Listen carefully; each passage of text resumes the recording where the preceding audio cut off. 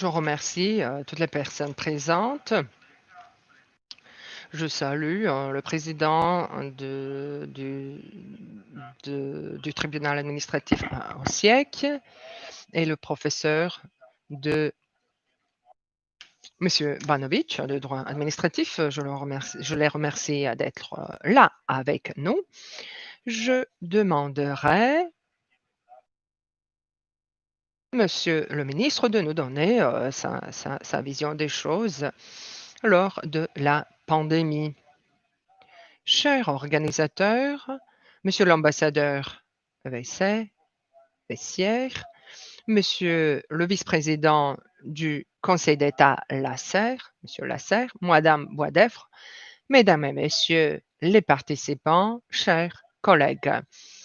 J'ai le plaisir et l'honneur de vous saluer en tant que ministre de la Justice et de l'administration du gouvernement de la République de Croatie. Les journées juridiques et administratives franco-croates sont l'occasion pour les experts du domaine de l'administration publique et du droit administratif de se réunir et d'échanger des avis sur l'action des pouvoirs publics et des juridictions administratives pendant la pandémie du COVID-19.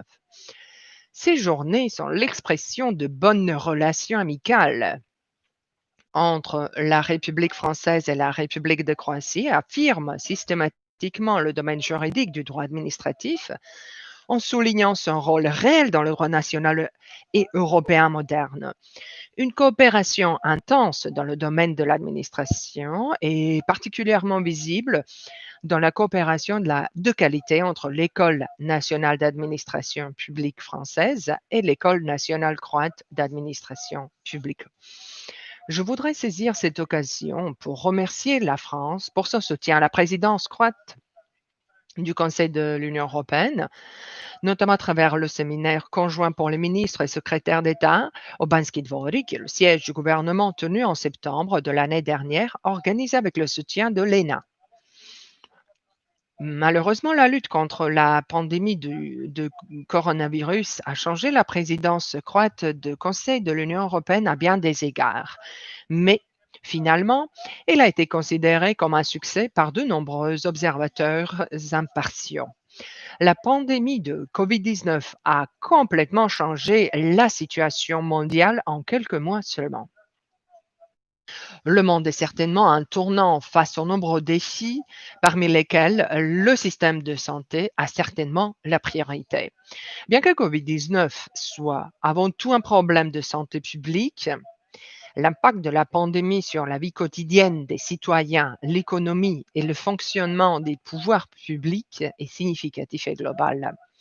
Les pouvoirs publics, comme d'autres opérateurs économiques en cette période incertaine de la pandémie, ont été confrontés à des défis organisationnels dans lesquels l'adaptation et le changement sont conditions sine qua non. Après les élections législatives au cours desquelles l'Union démocratique croate a gagné la confiance de la majorité des électeurs croates, comme prévu dans le programme, nous avons commencé à réduire le nombre de ministères et la loi sur l'organisation et le champ d'activité des autorités gouvernementales centrales a créé un nouveau ministère de la justice et de l'administration. La fusion de ces deux ministères nous permettra de mettre en œuvre tous les processus de réforme que nous avons envisagés dans notre programme, notamment en matière de la justice, en matière de justice et d'administration. Nous nous sommes réunis ici pour discuter dans un esprit professionnel et scientifique de l'action des pouvoirs publics et des juridictions administratives pendant la pandémie COVID-19. Car les pouvoirs publics et les juges administratifs et les universitaires représentent deux manières différentes de voir le problème. Et c'est pourquoi leur coopération est nécessaire. L'importance des activités du ministère de la Justice et de l'Administration dans ces circonstances est extrêmement importante en termes de préservation de l'état de droit et de disponibilité des pouvoirs publics. Permettez-moi de vous présenter quelques mesures que nous avons prises au milieu de la pandémie pour assurer le bon fonctionnement des deux ministères et des systèmes qui leur sont associés. Tout d'abord, Je voudrais souligner les mesures que nous avons prises au sein du ministère de la Justice et dans le ministère de l'Administration, car à cette époque-là, c'était les 2 ministères différents. Premièrement, je voudrais souligner le système de laissez-passer numérique qui permettait aux citoyens de quitter leur lieu de résidence, au moment de l'interdiction de quitter leur lieu de résidence et donc dans la première vague de la pandémie, quand il y avait beaucoup de plus d'incertitudes sur le virus et nous avons préservé les activités économiques. Via le système des attestations numériques, les citoyens pouvaient demander l'attestation numérique de déplacement. Voilà,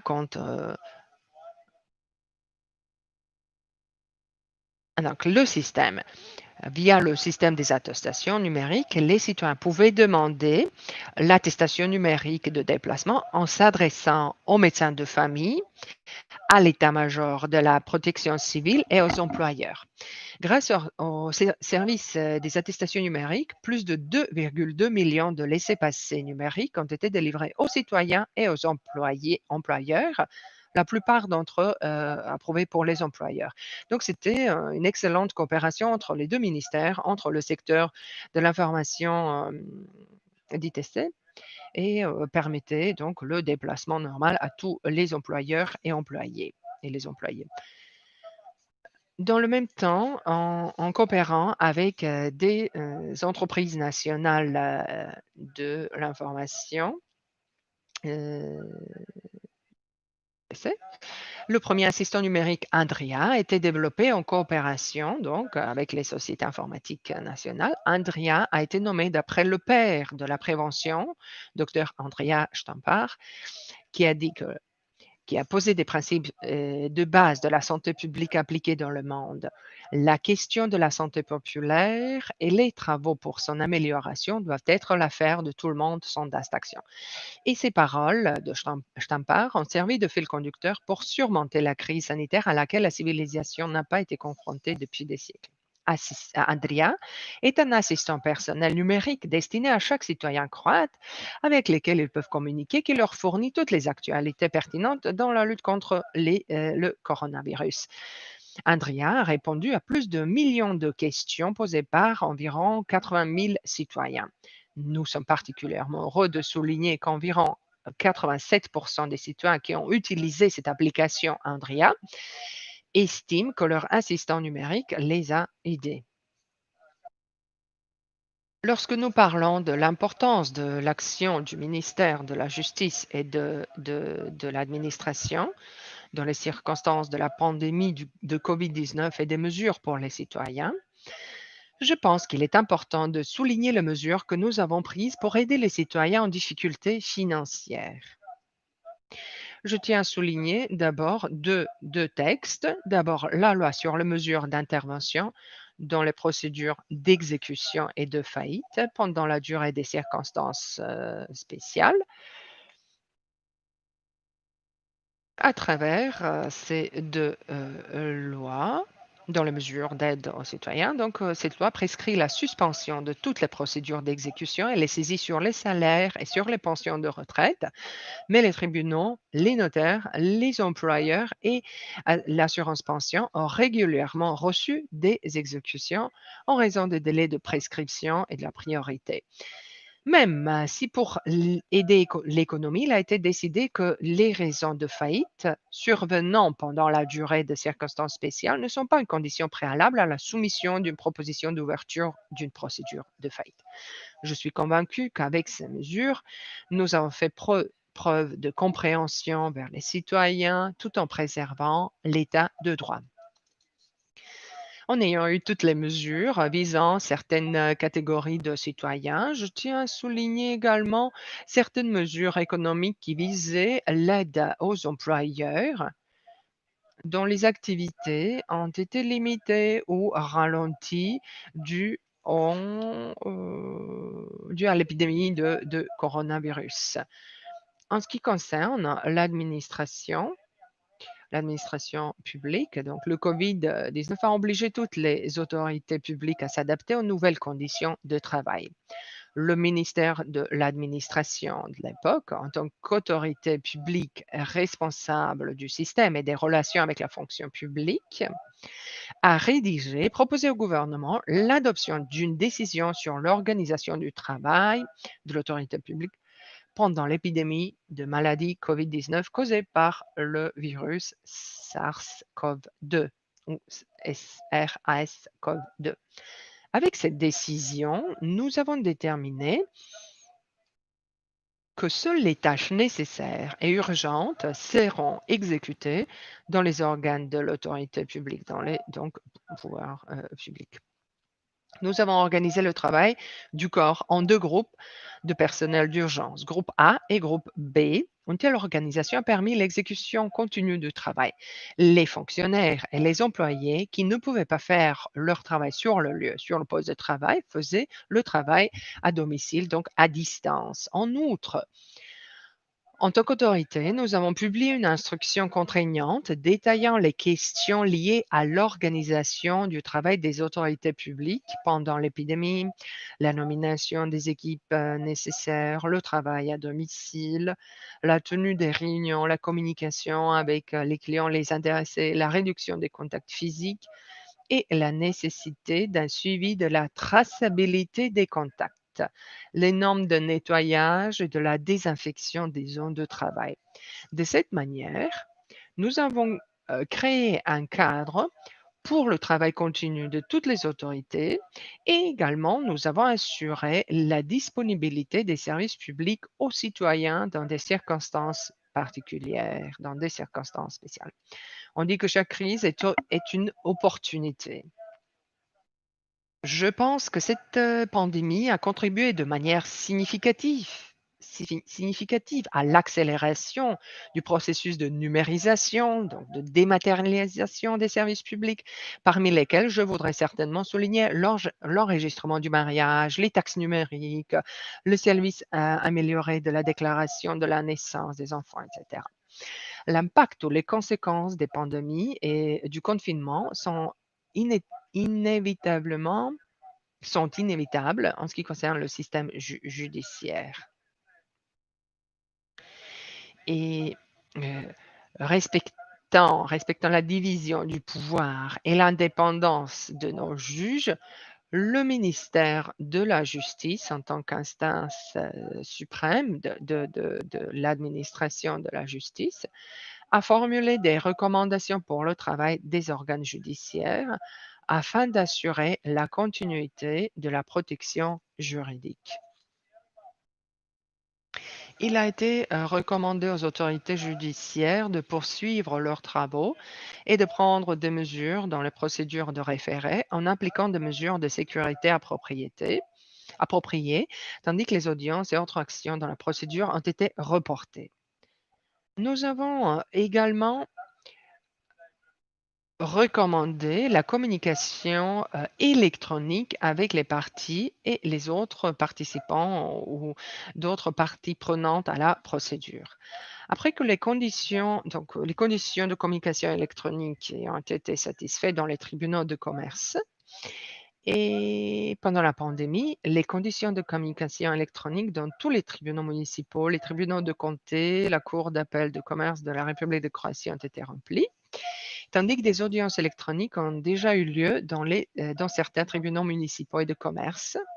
Un tel système a bien sûr considérablement facilité le travail des organes judiciaires dans des circonstances spéciales. Je tiens à souligner en particulier que l'article bis a été modifié du règlement de procédure et ce règlement de procédure de tribunal permet exceptionnellement, lorsque des occasions spéciales l'exigent et s'il y a des conditions techniques, les séances à huis clos du tribunal de deuxième instance et de la Cour suprême de la République de Croatie peuvent être tenues par conférence téléphonique ou visioconférence si le président du tribunal le décide. Dans ces circonstances, le nouveau normal, le traitement des tribunaux dans tous les types d'affaires est assuré avec le respect de mesures épidémiologiques, avec l'utilisation des applications garantissant la mise en œuvre de toutes les mesures de sécurité. En particulier, je voudrais souligner qu'en tant que ministère, nous avons tout mis en œuvre pour empêcher le virus de pénétrer dans le système pénitentiaire et nous avons réussi à préserver la santé des personnes privées de liberté.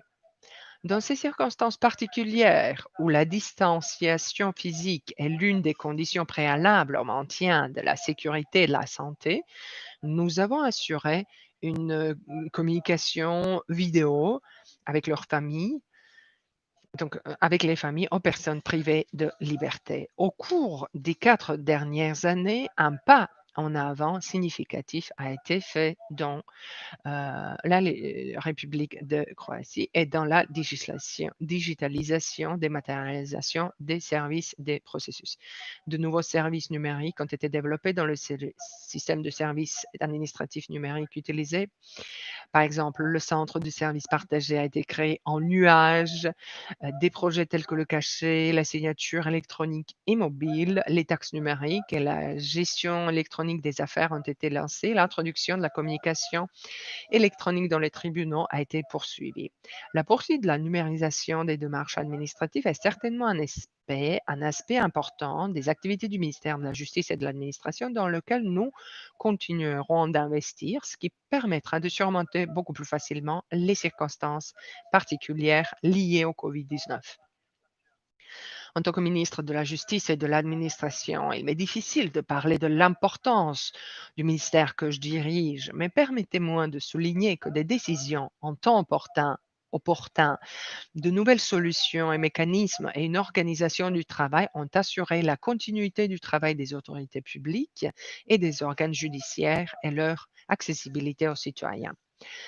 La pandémie de coronavirus affecte toujours notre travail. Elle fait partie de notre quotidien dans lequel nous apprenons à vivre avec le virus. Et cette réunion, ce rassemblement traditionnel des journées juridiques et administratives franco-croates a également lieu dans des circonstances particulières. Mais l'essence de notre rassemblement, de notre réunion n'a pas changé. Cette année également, nous nous sommes réunis pour rechercher des solutions et des questions clés dans le cadre d'un dialogue ouvert, d'un respect mutuel et d'une discussion scientifiquement fondée. La question de coronavirus, et le fonctionnement de l'administration n'est pas une chose finie, mais quelque chose qui se trouve devant nous et le débat aujourd'hui contribuera à l'adaptation à cette nouvelle situation ainsi que des exemples français. L'année dernière, j'ai dit qu'il s'agissait de l'un des événements juridiques les plus importants dans la République de Croatie. Cette année, je voudrais saisir l'occasion, en tant que juriste, en tant que titulaire du doctorat et sciences du domaine de droit administratif, et en tant que ministre, pour remercier les organisateurs et nos amis de France qui, depuis 14 ans, organise ces journées et rassemble toutes les parties prenantes autour de sujets importants et à débattre, bien sûr, à la satisfaction de la profession juridique. Comme j'ai déjà dit, le sujet d'aujourd'hui contribuera tant en France qu'en Croatie sur la lutte contre le COVID-19, mais dans le sens organisationnel. Le ministère de la Justice et de l'Administration reste attaché à notre coopération conjointe et je suis extrêmement heureux que ces journées soient organisées sous les auspices de notre ministère. Je souhaite une discussion constructive.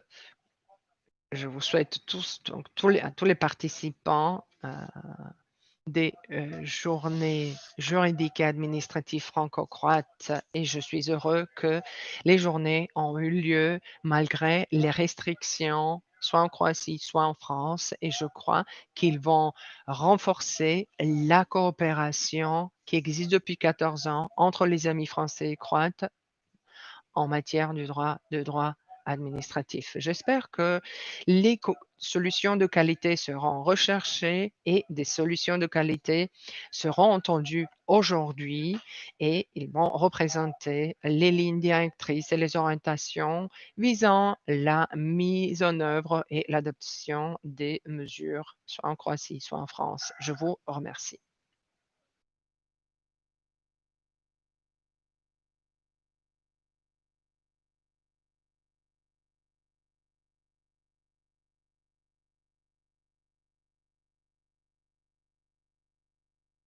Une question concernant les nouvelles orientations liées au COVID-19. Comme je l'ai déjà dit, en mois d'avril cette année, nous avons adopté des directions et des instructions pour le fonctionnement de l'administration publique. Nous avons nous avons imposé donc l'organisation de 2 groupes, qui font des travaux nécessaires et sans report. Jusqu'au 11 mai, les instructions étaient valables et après la réduction du nombre de patients, de malades, de cas, cette décision n'est plus en vigueur. Mais on constate la deuxième vague de la pandémie de coronavirus. Nous avons préparé, le ministère de la Justice et de l'Administration, de nouvelles consignes pour le fonctionnement des organes de l'administration publique visant, bien sûr, la prévention ou l'empêchement de répandre le virus au sein des organismes de l'administration publique, du pouvoir public, de permettre le travail normal des fonctionnaires et des agents. Ces orientations ont été rédigées ensemble en coopération avec l'Institut de la santé publique en respectant les mesures de santé, mesures sanitaires prévues.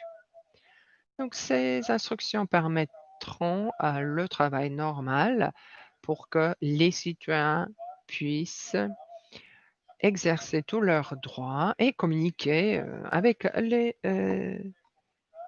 pouvoirs publics normalement. À part cette communication avec les citoyens à travers les plateformes numériques, nous prévoyons la communication plus facile en évitant les contacts physiques. Et cette numérisation qui a été plutôt intense au cours des 2-3 dernières années fait preuve de ses résultats en permettant une communication plus facile avec les fonctionnaires à des niveaux supérieurs ou inférieurs sans contact direct. Pour justement éviter le virus, pour éviter que le virus répande au sein des pouvoirs